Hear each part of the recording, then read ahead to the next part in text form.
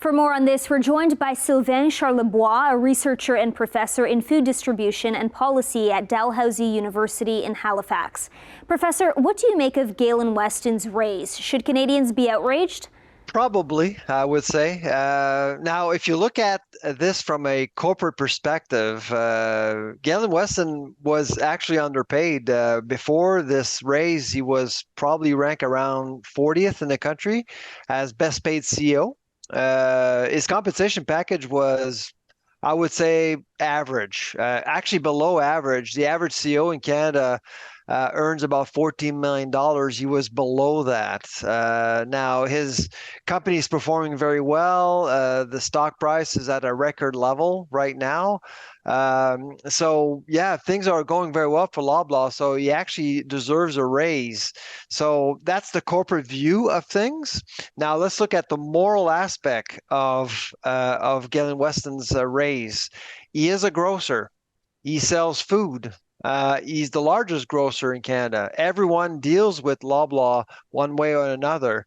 And so there is a moral obligability to be transparent and also to show that the company is making an effort to make sure that food is as affordable as possible.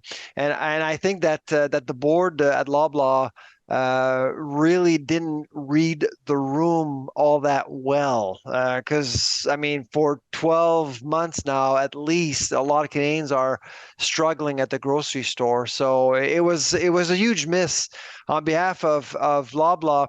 But I would say also that, I mean, there is an obligation to disclose, but I would say that it's the communication piece that was missing. So yes, you can announce a raise, which is typical. Most publicly traded companies will do that. But what are you going to do with the raise? And of course, most Canadians will think about two things: food prices and compensation for other employees. Loblaw hires well over 200,000 people. In the press release, it was mentioned that 40,000 people would be taken care of by this compensation package, but there was no message about the rest of the group. So that's not necessarily good for morale.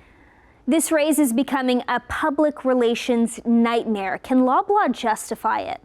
It has justified it from a corporate perspective, not from a moral perspective. That's the thing, and that's where I believe the announcement was a miss. Unfortunately, it's hard to justify a raise like this, even though we do have a strong job market and wages are going up. The average CEO earns about 240 times more than the average employee in this country. And so that's the reality. So notwithstanding the fact that perhaps many Canadians believe that CEOs in general earn too much, when you look at this raise, not only that Galen Weston will make a lot more, but he's probably going to make the top 5 in the country now versus before when he was barely in the top 40. Thanks so much for joining us, Professor. My pleasure.